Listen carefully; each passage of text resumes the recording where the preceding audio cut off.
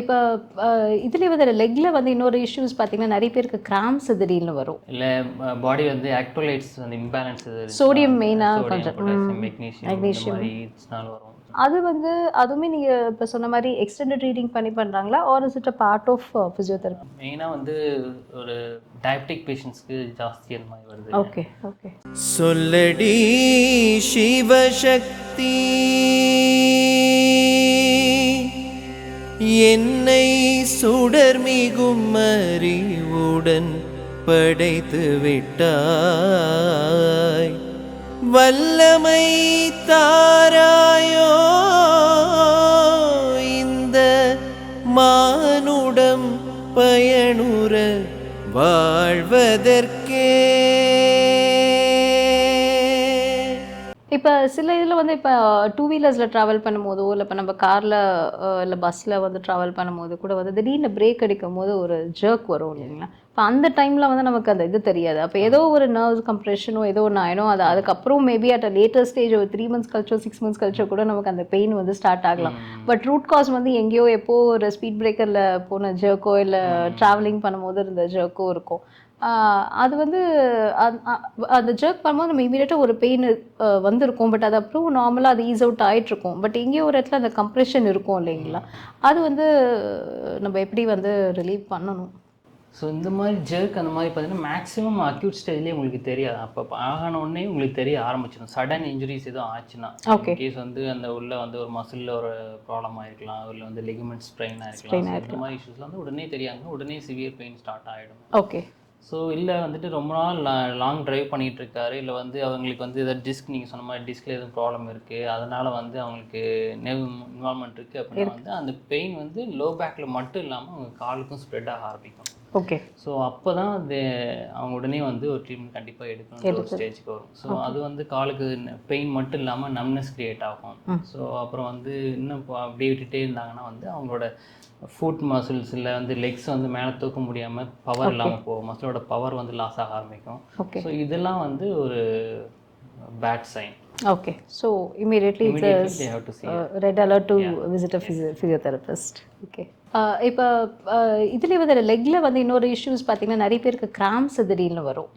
Grams வந்து எதனால் வருதுங்க டாக்டர்? அது எஸ்பெஷலி இந்த காஃப் மசிலில் திடீர்னு தூங்கிட்டே இருப்பாங்க, அவங்களுக்கு வந்து அந்த மசில் கிராம்ஸ் வரும். சர்க்குலேஷன் போராக இருக்கிறதுனாலையா இல்லை ஏதாவது டிஃபிஷியன்சினாலையா? ஸோ மசில் கிராம்ஸ் பார்த்தீங்கன்னா மெயினாக வந்து நம்ம வாட்டர் இன்டேக் கம்மியாக இருந்துச்சுன்னா வந்து இந்த மாதிரி கிராம்ஸ் வரும்.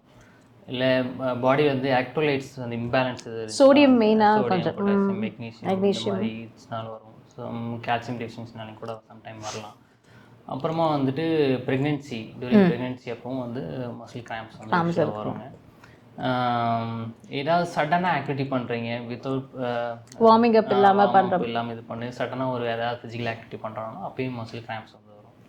ஸோ இந்த இதுதான் ரீசன் ஃபார் கிராம்ப் அவாய்ட் பண்ணுறதுக்குங்க doctor. Like once when they get the cramp இமீடியட்டாக வந்து எலக்ட்ரோலைட் சொல்யூஷன் ஆர் சோடியம் அந்த மாதிரி பண்ணால் இமீடியட்டாக அந்த இடம் சால்ட் அண்ட் சுகர் சேர்த்து இது பண்ணுவாங்க இல்லைங்களா? ஆமாம். ஸோ இந்த மாதிரி ப்ரிகாஷன் தான் நீங்கள் எடுத்துக்கலாம். ஓகே. அது கூட வந்து நீங்கள் ஏதாவது இமீடியட்டாக வந்து மசில் கிராம்ப் வந்துச்சுன்னா வந்து ஒரு கம்ப்ரெஷன் கொடுக்குறது, அந்த மசில் வந்து டக்குன்னு ஹோல்ட் பண்ணி வைக்கணும். ஓகேங்களா? அது வந்து அந்த உடனே வந்து பெயின் வந்துச்சுன்னா கொஞ்சம் நேரம் வந்து ஸ்ட்ரெச் பண்ணி வைக்கலாம். ஸோ இந்த மாதிரியான சம் டெக்னிக்ஸ் வந்து யூஸ் பண்ணி நம்ம கிராம்ப் ரெடியூஸ் பண்ணலாம். Okay okay.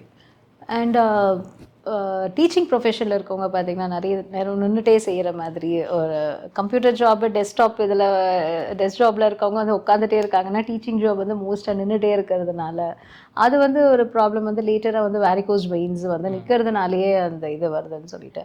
ஸோ அந்த போஸ்டர் வந்து அவங்க கொஞ்சம் மாற்றிட்டே இருக்கணும் இல்லைங்களா? ஈவன் லைக் அதே மாதிரி ஹவுஸ் ஒய்ஃப் பார்த்தீங்கன்னாக்கா அந்த வெசில் வாஷிங்கோ இல்லை குக்கிங் வந்து பண்ணும்போது ஒரே இடத்துல நின்றுட்டுருப்பாங்க. அதுக்கப்புறம் கால் தூக்கும் போது அவங்களுக்கே வந்து ஒரு மாதிரி அந்த நம்னஸ் ஃபீல் வந்துடும். ஸோ எய்தர் ஒரு லெக்கை வந்து ஹையர் அண்ட் இதை லிஃப்ட் பண்ணி வைக்கணும்னோ இல்லை ஒன்று ஃபார்வர்டு ஒன்று பேக்வேர்டு அந்த பொசிஷனில் வைக்கணுன்ற மாதிரி அந்த மாதிரி ஏதாவது இது இருக்குங்களா, நுவான்சஸ் இருக்குங்களா? ஸோ லாங் பாஸ்டர் ஒரு டைம் மெயின்டைன் பண்ணிங்கன்னா நம்ம முன்னாடி சொன்ன மாதிரி ஈவன் ஸ்லீப்பிங் பாஸ்டர் கூட நமக்கு வந்து ஒரே பொசிஷனில் லாங் டைம் பண்ண முடியாது. சம் பெயின் அந்த மாதிரி வந்து இதாக தான் செய்யும். ஸோ ஃப்ரீக்வெண்ட்டாக ஒரு பொசிஷனில் இருந்து ஒரு இன்னொரு பொசிஷனில் வந்து அப்பப்போ ஒரு அட்லீஸ்ட் ஒரு 15 minutes ஒரு 1/2 hour நம்ம வந்து சேஞ்ச் பண்ணிகிட்டே இருக்கணும் ஒரு பொசிஷன்லேருந்து இன்னொரு பொசிஷன். அதுக்கப்புறம் வேரிகோஸ் வெயின் அப்படின்னு பார்த்தீங்கன்னா வந்து நம்ம ஒரே பொசிஷனில் இருக்கும்போது அட்லீஸ்ட் ஒரு ஆங்கிள் மூவ்மெண்ட்ஸ், ஆங்கிள் வந்து அப் அண்ட் டவுன் பண்ணிட்டு இருக்கும்போது அது கீழே வந்து பிளட் பூலிங் ஜாஸ்தி இல்லாமல், ஸோ நம்ம காஃப் மசில்ஸ் தான் வந்து செகண்ட் ஹார்ட் ஆஃப் த பாடின்னு சொல்லுவாங்க. கரெக்ட். ஸோ அது மூவ் பண்ண கீழே இருக்கிற பிளட்ஸ்லாம் பம்ப் பண்ணி மேலே ஆகும்போது உங்களுக்கு அந்த மாதிரியான பிளட் பூலிங்கில் வந்து வேரிகோஸ் வெயின்ஸ் இந்த மாதிரிலாம் வந்து கொஞ்சம் அவாய்ட் பண்ணிக்கலாம். டாக்டர் இப்போ இந்த கம்ப்ரெஷன் பார்த்தோம், ட்ராவல் பண்ணும்போது திடீர்னு ஜர்க் இருக்கிறதுனால நர்வ் கம்ப்ரெஷன் சில டைம்ஸ் வந்து இம்மீடியட்டாக அந்த பெயின் இருக்கும் அப்படின்னு சொன்னீங்க. இப்போ வந்து ரீசெண்ட் இது வந்து பார்த்தீங்கன்னாக்கா நிறைய வந்து கைரோப்ராக்டிக் ப்ராக்டிஷனர்ஸ், டான் தெரப்பி இதெல்லாம் வருது. அதில் வந்து இந்த எப்போது ஒரு தடவை நீங்கள் வந்து எங்கேயோ போய் ட்ராவல் பண்ணும்போது அந்த கம்ப்ரெஷன் இருந்ததுன்னா அதனால் வந்து உங்களுக்கு அதை அன்நோட்டிஸ்டாக விட்டு அது அந்த கம்ப்ரெஷன் சரியாக ரிலீஸ் ஆகாத போது உங்களுக்கு ஆட்டோமேட்டிக்காக ஸ்பைன் அண்ட் அந்த L1 L2 அந்த மாதிரி C1 C2 C3 இது எல்லாமே வந்து உங்களுக்கு வந்து பாதிப்புகள் வர வாய்ப்பு இருக்குது அப்படின்னு சொல்கிறாங்க. ஸோ இந்த டான் தெரப்பி, இந்த கைரோப்ராக்டிக் ப்ராக்டிஷனர்ஸ், இந்த கைரோப்ராக்டிக் தெரப்பி இதெல்லாம் வந்து is it a part of physiotherapy or it's new இதில் வந்து வருதுங்களா? நோ மேம், இதெல்லாம் வந்து ஃபிசியோதெரப்பியோட பார்ட் கிடையாது. ஓகே. ஸோ ஆனால் இப்போ வந்து ரீசெண்டாக நீங்கள் சொன்ன மாதிரி ஈவன் ஃபிசியோதெரபிஸ்ட் வந்து கைரோப்ராக்டிக் இதெல்லாம் வந்து பண்ணுறாங்க. இது வந்து பார்த்திங்கன்னா ஆஃப்டர் ஃபிசியோதெரப்பி அவங்க வந்து ஒரு கோர்ஸ் மாதிரி பண்ணி ஸோ கைரோப்ராக்டிக் இந்த மாதிரிலாம் பண்ணாங்க. ஸோ கைரோப்ராக்டிஷனர்ஸோட அசஸ்மெண்ட்டும் ஃபிசியோதெரப்பியோட அசஸ்மெண்ட்டும் வந்து வேரி ஆகும். ஸோ அவங்களோட அசஸ்மெண்ட் பார்ட் ஆஃப் பார்த்தீங்கன்னா வந்து மேக்ஸிமம் வந்து ஸ்பைனல் அலைன்மெண்ட் அண்ட் பாடி அலைன்மெண்ட்டை பொறுத்து தான் வந்து அவங்களோட ட்ரீட்மெண்ட் இருக்கும். Okay. So mainly Dorn therapy அந்த மாதிரி தான். ஸோ ஸ்பைன்லேயோ இல்லை வந்து ஒரு ஜாயிண்ட்லேயோ அலைன்மெண்ட் எப்படி இருக்கோ சம் அமௌண்ட் ஆஃப் ப்ரெஷர் வந்து அவங்க கொடுத்து அது மூலிமா வந்து ட்ரீட் பண்ணுவாங்க. ஓகே. ஸோ இது ரெண்டும் வேறு வேறு. ஸோ இதான் not under the physiotherapy. It doesn't come under extended scope ப்ராக்டிஷனர்னு சொல்லுவாங்க. ஸோ ஃபிசியோதெரப்பி நீங்கள் பண்ணிவிட்டு with knowledge of physiotherapy and physiology நீங்கள் எக்ஸ்ட்ரா ஒரு மாதிரி கோர்சஸ் பண்ணி ஸோ அதை வந்து நம்ம ட்ரீட்மெண்ட்டில் எப்படி இம்ப்ளிமெண்ட் பண்ணணும்னு சொல்லிட்டு அதை வந்து இம்ப்ளிமெண்ட் பண்ணிகிட்ருக்காங்க. Okay. Okay. But that is also yielding ரிசல்ட்டுங்களா? Yeah, giving some results. Okay. Okay. But இதில் வந்து பார்த்திங்கன்னா இந்தியாவில் கைரோப்ராக்டிக் இருந்தாலும் அந்த அளவுக்கு இன்னும் அவ்வளோ எக்ஸ்போஷர் வந்து இல்லை. நாட் அவேர்னஸ் கைரோப்ராக்டிக்கோ டானோ வந்து பெருசாக வந்து தெரியல, வந்துட்டுருக்கு. ஆனால் அஸ் யூஸ்வல் இப்போ ஃபிசியோதெரபிஸ்ட் வந்து பார்த்திங்கன்னா டான் அண்ட் கைரோப்ராக்டிக் இல்லைன்னா கூட மோஸ்ட் ஆஃப் த ஃபிசியோதெரபிஸ்ட் வந்து பார்த்திங்கன்னா அக்குபங்க்சரோ கப்பிங் தெரப்பி அதெல்லாம் பண்ணுறாங்க. அது வந்து அதுவுமே நீங்கள் இப்போ சொன்ன மாதிரி எக்ஸ்டெண்டட் ரீடிங் பண்ணி பண்ணுறாங்களா or is it a part of ஃபிசியோதெரப்பியில் வருது? பார்ட் ஆஃப் ஃபிசியோதெரப்பி இல்லை மேம். ஸோ அது வந்து யூஸ்வலாக வந்து மாஸ்டர்ஸ் வந்து MD அக்குபங்க்சர் அந்த மாதிரிலாம் வந்து கோர்சஸ் பண்ணிவிட்டு ஓகே கூட கம்பைன் பண்ணி பண்ணுறாங்க. Not only in India, even in UK அந்த மாதிரிலாம் வந்து பார்த்திங்கன்னா வந்து ஃபிசியோதெரபிஸ்ட் அக்குபங்க்சர் சேர்ந்து பண்ணுறவங்க பண்ணிட்டு இருக்காங்க. Okay. Okay. So it's not comes under இது. ஃபிசியோதெரப்பியில் ட்ரை நீட்லிங் அப்படின்ற ஒரு கான்செப்ட் வேணால் நம்ம பண்ணிகிட்டு இருக்காங்க. ஓகே. ஸோ இட்ஸ் இப்போ புதுசாக அது சிலபஸ்லாம் கூட ஆட் பண்ணியிருக்காங்க. ஓகே. ஸோ ட்ரை நீட்லிங்னா பார்த்தீங்கன்னா அந்த கிட்டத்தட்ட அக்குபஞ்சர் நீடில் மாதிரி தான் ஒரு ஃபைன் ஃபிலமெண்ட் தின் நீடில்ஸ் தான் வந்து இன்சர்ட் பண்ணி. ஓகே. ஸோ இது எதுக்காக ஃபிசியோதெரப்பியில் பண்ணுறோம் அப்படின்னா மசில்ஸில் வந்து நீங்கள் ஸ்டிஃப்னஸ் இருந்து ஒரு ட்ரிகர் பாயிண்ட்ஸ் மாதிரி எதுவும் ஃபார்ம் ஆயிடுச்சுன்னா ஸோ இந்த ட்ரிகர் பாயிண்ட் ரிலீஸ் பண்ணுறதுக்காக ட்ரை நீட்லிங் யூஸ் பண்ணுறாங்க. ஓகே. ஓகே. அந்த மசில் ஸ்டிஃப்னஸ் வந்து mainly because lack of movement இல்லைங்களா? எக்ஸசைஸ் தான் லேக் ஆஃப் மூமெண்ட் இல்லை ஓவர் யூஸ்னாலையும் வேறன்ட்னாலையும் இருக்கலாம். ஓகே. இப்போ இன்னொரு இஷ்யூ வந்து பார்த்தீங்கன்னாக்கா ஃப்ரோசன் ஷோல்டர்ஸ். அது நிறைய பேர் வந்து கஷ்டப்படுறாங்க, கை தூக்கவே முடியல அப்படின்றாங்க. அது what is the reason for the doctor and how can it be treated? Frozen ஷோல்டர்னு பார்த்தீங்கன்னா அந்த ஜாயிண்ட் கேப்சூல் வந்து ரொம்ப ஸ்டிஃபாக போயிடும். ஓகேங்களா? ஸோ அது வந்து மெயினாக வந்து ஒரு டயபெட்டிக் பேஷண்ட்ஸ்க்கு ஜாஸ்தி அந்த மாதிரி வருது. ஓகே. ஓகே. ஸோ இனிஷியல் டைம்லேருந்தே நம்ம வந்து ப்ராப்பராக வந்து ஜாயிண்ட் மூவ்மெண்ட் மொபிலைசேஷன் ஃபிசியோதெரபி ட்ரீட்மெண்ட்டில் பார்த்தீங்கன்னா இந்த பெயின் ரிலீவிங் மொடாலிட்டிஸ் ப்ளஸ் வந்து ஜாயிண்ட் மேனிப்புலேஷன் டெக்னிக்ஸ் இந்த மாதிரிலாம் ரெகுலராக பண்ணி அது கூட ஸ்ட்ரென்த்னிங் ட்ரைனிங்லாம் பண்ணி we can restore the movements. ரொம்ப சிவியர் ஸ்டேஜ் போயிடுச்சுன்னா வந்து அண்டர் அனஸ்தீசியா மேனுவல் இது பண்ணுவாங்க. Okay. Surgeon. Okay. Okay.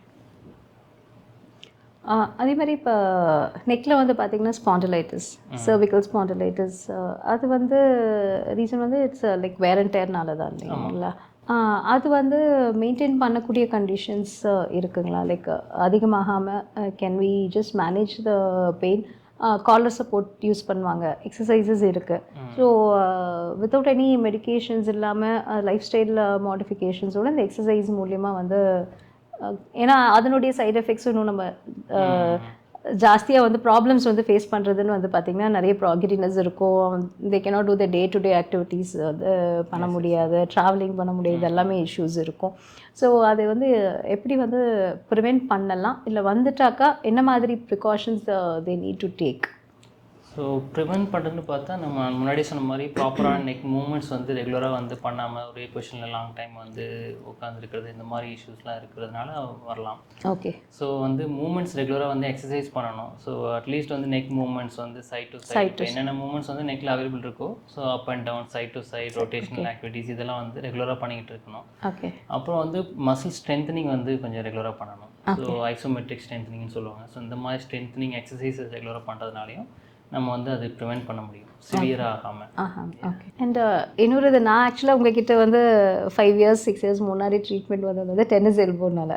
School டேஸில் தான் வந்து ஷட்டில் விளையாடிருக்கேனே தவிர இப்போ வந்து டென்னிஸ் எல்போ வரத்துக்கு வந்தான வாய்ப்பு, நான் டென்னிஸே ஆடலை. ஆனால் டென்னிஸ் எல்போ வந்து டென்னிஸ் ஆடாதவங்களுக்கும் டென்னிஸ் எல்போ வருது.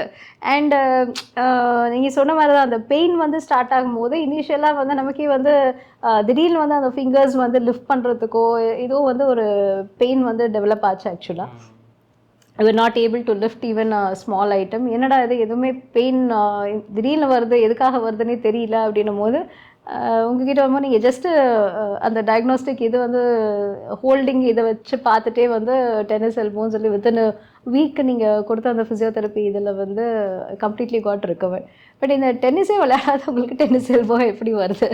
அது மேபி அந்த moments, but how did it come, அந்த நேம் வந்து எப்படி வந்து? ஸோ அந்த மோஸ்ட்லி அந்த டென்னிஸ் பிளேயர்ஸ்க்கு வந்து இந்த டைப் ஆஃப் எல்போ மூமெண்ட்ஸ் வந்து ரெகுலராக வந்து அந்த ஃப்ரீக்வெண்ட்டாக அவங்க யூஸ் பண்ணுறதுனால வரக்கூடிய அந்த ஒரு கண்டிஷன். ஸோ அது மெடிக்கலி பார்த்தீங்கன்னா லேட்டரல் எபிகாண்டிலைட்டிஸ்னு சொல்லுவாங்க. ஸோ லேட்டரலாக இருக்க அந்த ஒரு இதில் வந்து ஒரு இன்ஃப்ளமேஷன் ஸ்டார்ட் ஆகிறதுனால வரக்கூடிய பெயின். ஸோ இந்த ஃபோரம் மசில்ஸ்லாம் வந்து நம்ம யூஸ்வலாக டே டு டே ஆக்டிவிட்டீஸில் வந்து லைக் 2-wheeler டிரைவ் பண்ணுறவங்க, இல்லை வந்து ஹவுஸ் ஹோல்டிங் ஒர்க்ஸ் பண்ணுறவங்க, வெசில் வாஷிங் பண்ணுறவங்க, இந்த மாதிரிலாம் வந்து ரெகுலராக அந்த மூமெண்ட் பண்ணிகிட்டே இருக்கிறதுனால என்ன ஆகும்னா இங்கே இருக்கிற இந்த மசில்ஸ்லாம் வந்து ஸ்டிஃப் ஆகி அது இன்செர்ட் ஆகிற இடத்துல வந்துட்டு ஒரு இன்ஃப்ளமேஷன் ஸ்டார்ட் ஆகும். ஓகே. ஸோ அதனால தான் வந்து இந்த டென்னிஸ் எல்போ அப்படின்றது ஒரு ஸ்டார்ட் ஆகும். பட் அது கிரிப்பிங்கில் தான் ப்ராப்ளம் ஸ்டார்ட் ஆகும் ஃபஸ்ட்டு. கிரிப்பிங் அண்ட் இந்த டைப் ஆஃப் மூமெண்ட்ஸ், இந்த ரிஸ்ட் மூமெண்ட்ஸ் எல்லாம் வந்து ரெகுலராக வந்து பண்ணிக்கிட்டே இருக்கிறதுனால வந்துட்டு ப்ராப்பர் ஸ்ட்ரெச்சிங் நீங்கள் சொன்ன மாதிரி இந்த ஆக்டிவிட்டிஸ் எதுவும் பண்ணாமல் ஜஸ்ட் இது மட்டுமே பண்ணிட்டு இருக்கும் போது செர்டன் ஏதோ டைட்னஸ் ஆல்ரெடி இங்கே வலி இங்கே இருக்கும். பட் அது ரிஃப்ளெக்ட் ஆகிறது வந்து கிரிப்பிங் ப்ராப்ளம் தான் ரிஃப்ளெக்ட் ஆகும் இல்லையா? அதுவும் இங்கே பெயின் இந்த இது மஸ்குலர் ரீஜன் இந்த ஃப்ரண்ட் இதில். இப்போ வந்து நம்ம பாரம்பரியத்துலலாம் வந்து பார்த்திங்கன்னா ஹீட் ஃபெர்மெண்டேஷன் சொல்லுவாங்க, உப்பு ஒத்தரம்னு சொல்லுவாங்க. வலி இருந்தால் உப்பு ஒத்தரம் கொடுத்தா சரியாக போயிடும் அப்படின்னு சொல்லிட்டு. இப்போ சில ஃபிசியோதெரப்பி இதில் வந்து ஹீட் ஃபெர்மெண்டேஷனும் கொடுக்குறாங்க.